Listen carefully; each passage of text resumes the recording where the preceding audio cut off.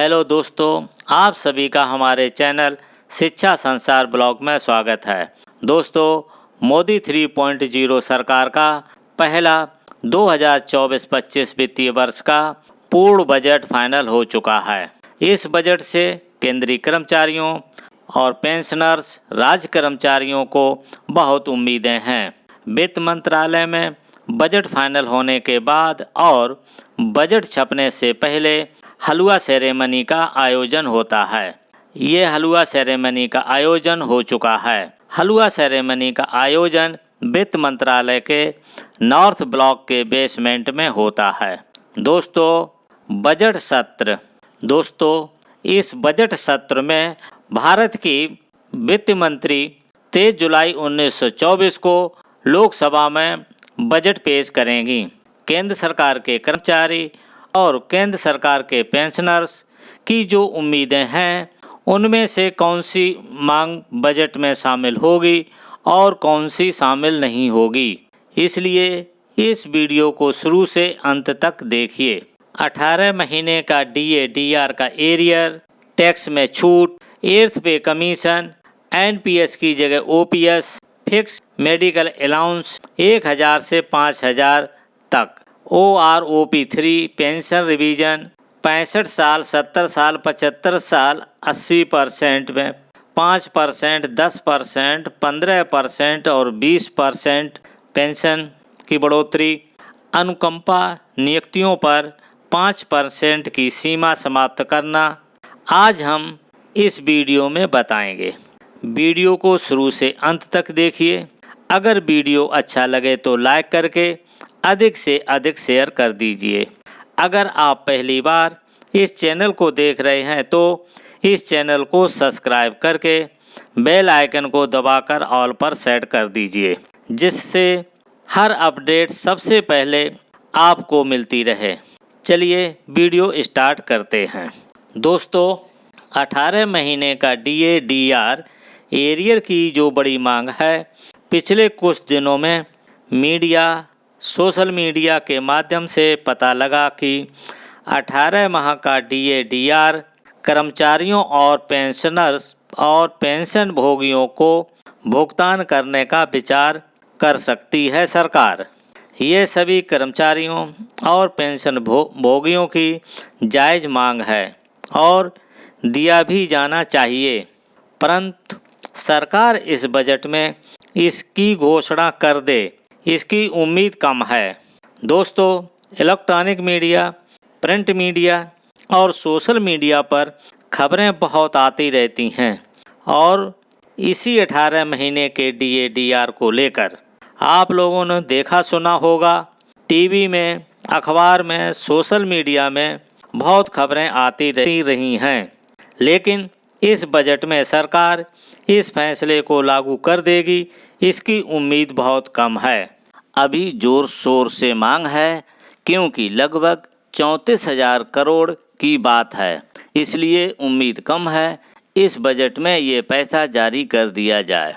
दोस्तों, ये 18 महीने का DA और DR जो है वो कोरोना काल में सरकार ने फ्रीज किया था। वो ये 18 महीने का DA और DR है। उसका कर्मचारी संगठन और कर्मचारी भुगतान करने की जोर शोर से मांग कर रहे हैं। दोस्तों, टैक्स में छूट। सरकार ने इनकम टैक्स में 2 रिजीम लागू किए हैं, एक ओल्ड रिजीम, दूसरा न्यू रिजीम। सरकार चाहती है कि जल्दी ओल्ड रिजीम समाप्त हो जाए, उतना ही अच्छा है, क्योंकि जितनी सारी छूटें हैं, जैसे ATC हो, होम लोन का ब्याज हो, मेडिकल क्लेम हो, चाहे एजुकेशन लोन हो, चाहे डोनेशन हो और जो भी हो, ये सभी ओल्ड रिजीम में आते हैं और टैक्स में छूट मिलती है। नए रिजीम में कोई छूट नहीं है। टैक्स में कर्मचारियों और पेंशन भोगियों का जो टैक्स में छूट है, टैक्स में कर्मचारियों और पेंशन भोगियों का जो टैक्स में छूट है, वो स्टैंडर्ड डिडक्शन 50,000 से बढ़ाकर 1 लाख हो सकता है।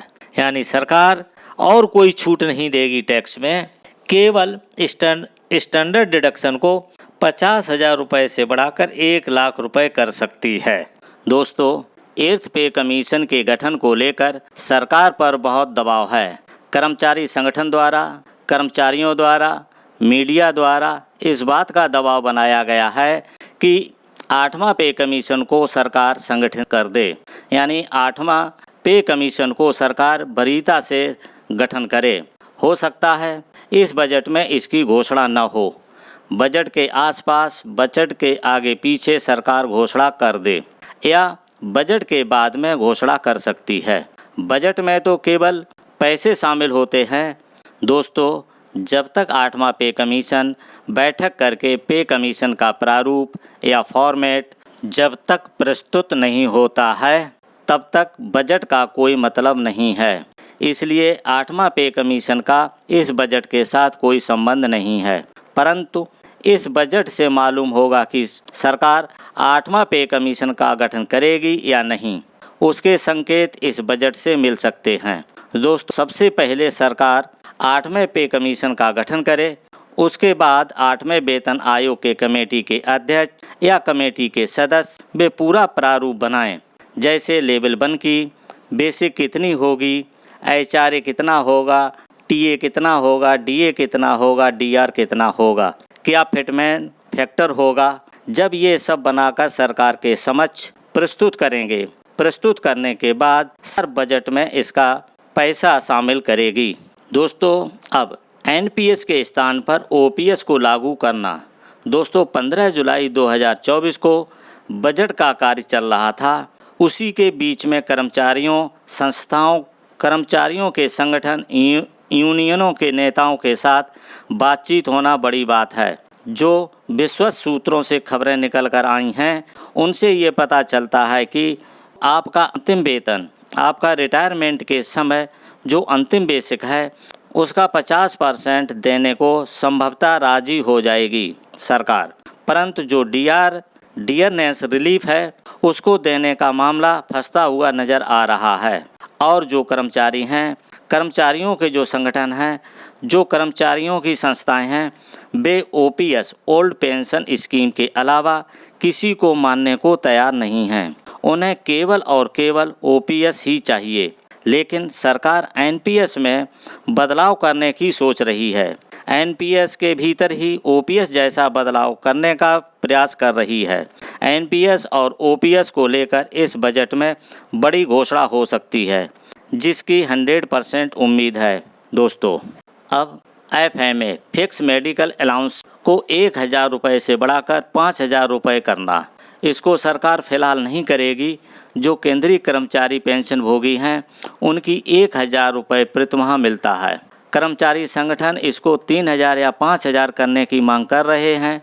दोस्तों, आप खुद समझ सकते हो, आज के समय में, इस महंगाई में 1000 रुपये में इलाज हो जाएगा क्या? सरकार इसको भी बजट में शामिल नहीं करेगी शायद। OROP 3 पेंशन रिवीजन की घोषणा नहीं होगी। दोस्तों, आप लोग सोच रहे होंगे कि वित्त मंत्री महोदया आकर घोषणा कर देंगी या रक्षा मंत्री आकर घोषणा कर देंगे कि सरकार ने इतना पैसा OROP 3 के लिए दे दिया है। इसकी कोई घोषणा नहीं होगी। परंतु जो डिफेंस पेंशन बजट है, जो डिफेंस का बजट है, उसमें जो डिफेंस पेंशन बजट है, दोस्तों, जो अंतरिम बजट था, वहाँ पर डिफेंस पेंशन का बजट लगभग 1.41 लाख करोड़ रुपए था। आप अंतरिम बजट को अगर देखना चाहें तो वेबसाइट पर जाकर देख सकते हैं। उसमें defence pension budget 1.41 lakh crore रुपए है। अगर सरकार इस धनराशि में 8-10 करोड़ रुपए को बढ़ाकर बजट पेश करती है, तो इससे ये समझ लेना कि OROP 3 को सरकार ने मंजूरी दे दी है। OROP 3 के रुपए सरकार ने बजट में दे दिए हैं। दोस्तों, अगर डिफेंस बजट में बढ़ोतरी हो गई तो आपका OROP 3 स्वीकृत हो गया बजट 2024-25 में। दोस्तों, 65 वर्ष, 70 वर्ष, 75 वर्ष, 80 वर्ष पर 5%, 10%, 15%, 20% की बढ़ोतरी सरकार इस बजट में शायद नहीं देगी। इसका रीज़न है कि जब तक सरकार इसके ऊपर कोई नोटिफिकेशन जारी नहीं करती या कोई पत्र जारी नहीं कर देती, तब तक इसका इस बजट में शामिल होने का कोई मायने नहीं है। यह प्रपोजल वित्त मंत्रालय में पहले से ही पेंडिंग है। इस कारणवश जब तक वित्त मंत्रालय से क्लियर होकर के सरकार द्वारा कोई नोटिफिकेशन नहीं आ जाता, तब तक बजट तक पहुंच जाएगी इसकी संभावना कम है। दोस्तों, अनुकंपा नियुक्तियों पर 5% की सीमा समाप्त करना, लेकिन सरकार 5% की सीमा को ख़त्म नहीं करेगी शायद। दोस्तों, यही जानकारी आपको देनी थी। अगर आप लोगों को वीडियो अच्छा लगा हो तो लाइक कर दीजिए, लाइक करके अधिक से अधिक शेयर कर दीजिए। अगर आप इस चैनल को पहली बार देख रहे हैं तो इस चैनल को सब्सक्राइब करके बेल आइकन को दबाकर ऑल पर सेट कर लीजिएगा, ताकि आपको हर अपडेट सबसे पहले आपको मिलती रहे। इस वीडियो को देखने के लिए थैंक यू फॉर वॉचिंग। अब मिलेंगे नेक्स्ट वीडियो में नई जानकारी के साथ।